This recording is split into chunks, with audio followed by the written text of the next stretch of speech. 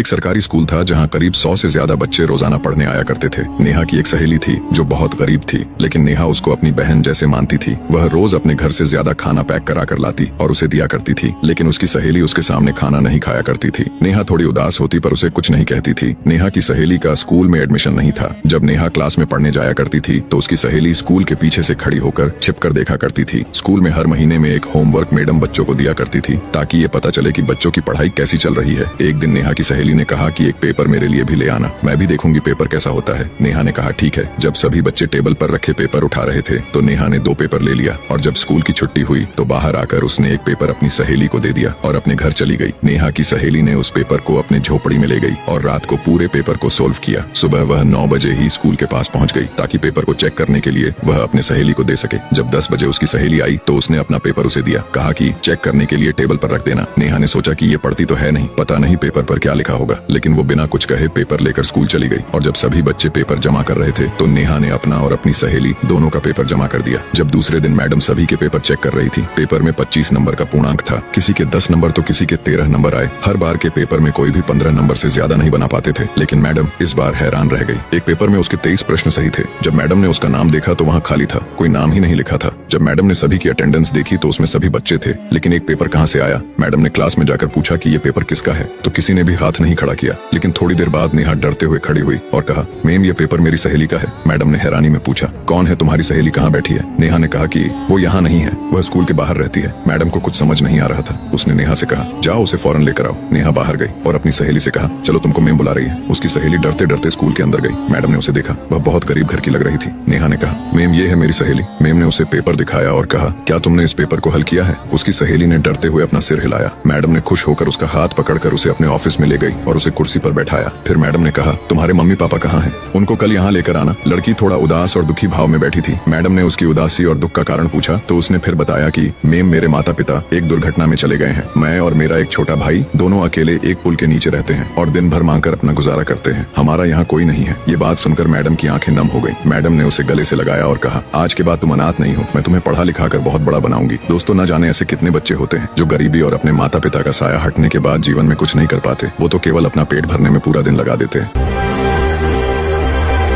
एक बार एक संत को अपना भव्य आश्रम बनाने के लिए धन की जरूरत पड़ी। वह अपने शिष्य को साथ लेकर धन जुटाने के लिए लोगों के पास गए। घूमते घूमते वह एक गांव में अपनी शिष्या एक बुढ़िया की कुटिया में पहुंचे। शिष्या की कुटिया बहुत साधारण थी, वहाँ किसी तरह की सुविधा नहीं थी। जब शाम हो गई तो संत वहीं ठहर गए। बूढ़ी माँ ने उनके लिए खाना बनाया। खाने के बाद संत के सोने के लिए माँ ने एक तख्त पर दरी बिछा दी और तकिया दे दिया। खुद वह जमीन पर एक टाट बिछाकर सो गई। थोड़ी ही देर में वह गहरी नींद सो गई, लेकिन संत को नींद नहीं आ रही थी। वह दरी पर सोने के आदी नहीं थे। अपने आश्रम में सदा मोटे गद्दे पर सोते थे। संत सोचने लगे कि जमीन पर टाट बिछाकर सोने के बावजूद इसको गहरी नींद आ गई और मुझे तख्त पर दरी के बिछौने पर भी नींद क्यों नहीं आई। मैं तो संत हूँ, सैकड़ों का मार्गदर्शन करता हूँ और यह एक साधारण बुढ़िया है। यह बात उन्हें देर तक मथती रही। सोचने लगे, एक दिन यही रुकता हूँ, देखता हूँ कि यह ऐसा कौन सा मंत्र जानती है कि ऐसी अवस्था में भी प्रसन्न है और चैन से सोती है। सुबह जल्दी उठकर बूढ़ी माँ ने अपने हाथ से कुटिया की सफाई की और चिड़ियों को दाना खिलाया, गाय को चारा दिया, फिर सूर्य को जल अर्पण किया, पौधों को पानी से सींचा, गुरु को प्रणाम किया और कुछ देर बैठकर भगवान नाम का स्मरण। आंगन से तरकगारी तोड़कर भोजन पकाया।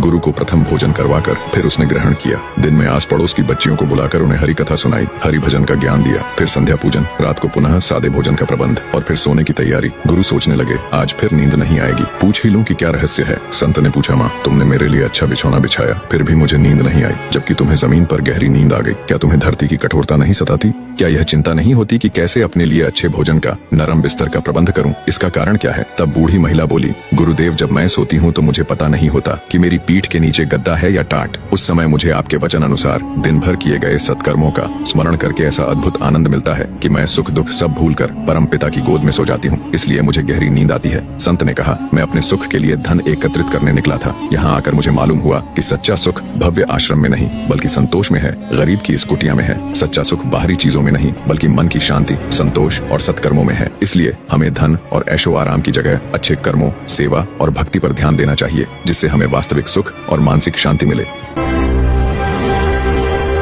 एक अमीर आदमी अपने बेटे की किसी बुरी आदत से बहुत परेशान था। वह जब भी बेटे से आदत छोड़ने को कहते तो एक ही जवाब मिलता, अभी मैं इतना छोटा हूँ, धीरे धीरे ये आदत छोड़ दूंगा। पर वह कभी भी आदत छोड़ने का प्रयास नहीं करता। उन्हीं दिनों एक महात्मा गांव में पधारे हुए थे। जब आदमी को उनकी ख्याति के बारे में पता चला तो वह तुरंत उनके पास पहुंचा और अपनी समस्या बताने लगा। महात्मा जी ने उसकी बात सुनी और कहा, ठीक है, आप अपने बेटे को कल सुबह बगीचे में लेकर आइए, वही मैं आपको उपाय बताऊंगा। अगले दिन सुबह पिता पुत्र बगीचे में पहुंचे। महात्मा जी ने बेटे से कहा, आइए हम दोनों बगीचे की सैर करते हैं। और वो धीरे धीरे आगे बढ़ने लगे। चलते चलते ही महात्मा जी अचानक रुके और बेटे से कहा, क्या तुम इस छोटे से पौधे को उखाड़ सकते हो? जी हाँ, इसमें कौन सी बड़ी बात है। और ऐसा कहते हुए बेटे ने आसानी से पौधे को उखाड़ दिया। फिर वे आगे बढ़ गए और थोड़ी देर बाद महात्मा जी ने थोड़े बड़े पौधे की तरफ इशारा करते हुए कहा, क्या तुम इसे भी उखाड़ सकते हो? बेटे को तो मानो इन सब में कितना मजा आ रहा हो। वह तुरंत पौधा उखाड़ने में लग गया। इस बार उसे थोड़ी मेहनत लगी, पर काफी प्रयत्न के बाद उसने इसे भी उखाड़ दिया। वे फिर आगे बढ़ गए और कुछ देर बाद पुनः महात्मा जी ने एक गुड़हल के पेड़ की तरफ इशारा करते हुए बेटे से इसे उखाड़ने के लिए कहा। लड़के ने पेड़ का तना पकड़ा और उसे जोर जोर से खींचने लगा, पर पेड़ तो हिलने का भी नाम नहीं ले रहा था। जब बहुत प्रयास करने के बाद भी पेड़ टस से मस नहीं हुआ तो बेटा बोला, अरे ये तो बहुत मजबूत है, इसे उखाड़ना असंभव है। महात्मा जी ने उसे प्यार से समझाते हुए कहा, बेटा ठीक ऐसा ही बुरी आदतों के साथ होता है। जब वे नई होती हैं तो उन्हें छोड़ना आसान होता है, पर वे जैसे जैसे पुरानी होती जाती है इन्हें छोड़ना मुश्किल होता जाता है। बेटा उनकी बात समझ गया और उसने मन ही मन आज से ही आदत छोड़ने का निश्चय किया। एक बार एक अमीर व्यापारी था जो अपने मौज मस्ती करने वाले और आलसी बेटे के बारे में बहुत चिंतित था। पिता चाहता था कि उसका बेटा कड़ी मेहनत के महत्व को समझे और जिम्मेदार बने। एक दिन उसने अपने बेटे को बुलाया और कहा, आज मैं चाहता हूँ कि तुम बाहर जाओ और कुछ कमाओ। अगर तुम असफल हो गए तो तुम्हें आज रात खाना नहीं मिलेगा। किसी भी तरह के काम से अनभिज्ञ लड़का अपने पिता की मांग से डर गया। रोते हुए वह सीधे अपनी माँ के पास गया जो उसे परेशान नहीं देख सकती थी। मदद करने के प्रयास में उसने उसे एक सोने का सिक्का दिया। उस शाम जब उसके पिता ने उससे पूछा कि उसने क्या कमाया है तो लड़के ने तुरंत सोने का सिक्का दिखाया।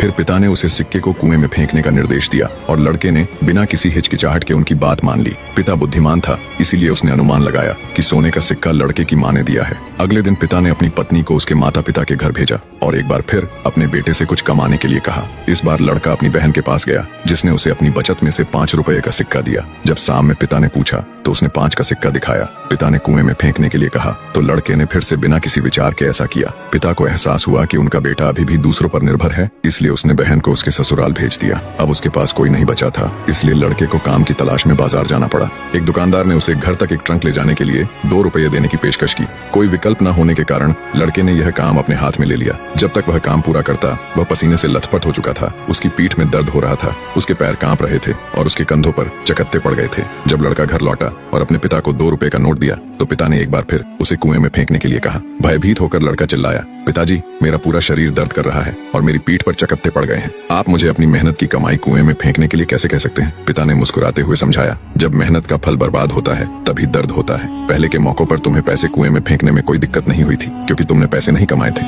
अब तुम्हें मेहनत की कीमत समझ में आ गई है। लड़का फिर बदल गया। उसने कसम खाई कि वह फिर कभी आलसी नहीं होगा और अपने पिता की संपत्ति की रक्षा करेगा। खुश होकर पिता ने अपनी दुकान की चाबियां उसे सौंप दी और वादा किया कि वह अपने बेटे को जीवन भर व्यापार में मार्गदर्शन देगा। ये छोटी सी कहानी आपको कैसी लगी?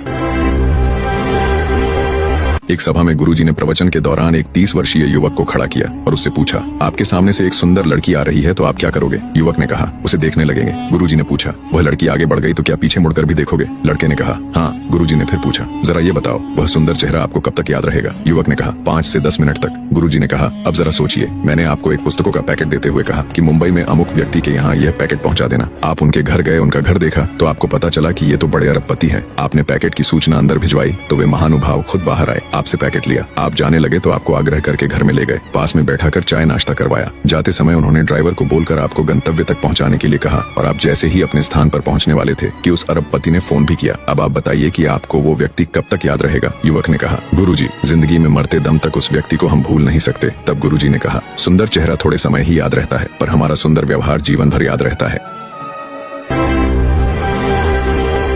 एक दिन की बात है, मैं अपनी 8 वर्षीय बेटी को स्कूल से लेने के लिए 3 बजे स्कूल के गेट पर पहुंचा। वहां बच्चों को लेने आए अभिभावकों की भीड़ थी। जूनियर केजी के बच्चे 3:10 पर बाहर आते हैं जबकि बड़े बच्चे 3 बजे से ही बाहर आने लगते हैं। अचानक बारिश शुरू हो गई और सभी ने अपनी अपनी छतरियां खोल ली। मेरे बगल में एक सज्जन खड़े थे जिनके पास छतरी नहीं थी। मैंने शिष्टाचार के नाते उन्हें अपनी छतरी में बुला लिया। उन्होंने कहा, गाड़ी से जल्दी जल्दी में आ गया, छतरी लाना भूल गया। मैंने मुस्कुराते हुए जवाब दिया, कोई बात नहीं, ऐसा हो जाता है। थोड़ी देर बाद उनका बेटा रेनकोट पहनकर बाहर आया। मैंने सज्जन को उनकी गाड़ी तक छोड़ दिया। जाते समय उन्होंने धन्यवाद कहते हुए मेरी ओर गहरी नजरों से देखा। अगली रात 9 बजे पाटिल साहब का बेटा मेरे पास आया। वह घबराए हुए थे। अंकल गाड़ी चाहिए, रूबी की अचानक तबीयत बहुत खराब हो गई है, डॉक्टर के पास ले जाना है। मैंने तुरंत कहा चलो चलते हैं। अंधेरी बरसाती रात में हम डॉक्टर के क्लिनिक पहुंचे। वहाँ दरवाजा बंद हो रहा था। कंपाउंडर ने बताया कि डॉक्टर साहब लास्ट पेशेंट देख रहे हैं और अब सोमवार को ही नंबर लगेगा। मैंने कंपाउंडर से विनती की और कहा कि बच्ची की हालत खराब है, इसे आज ही दिखाने दीजिए। इतने में डॉक्टर साहब चैम्बर से बाहर आए, मेरी ओर देखा और ठिठक गए। अरे आप कहिए सर, क्या बात है? डॉक्टर साहब वही व्यक्ति थे जिन्हें स्कूल में मैंने छतरी दी थी। डॉक्टर साहब ने बच्ची का मुआयना किया, दवा लिखी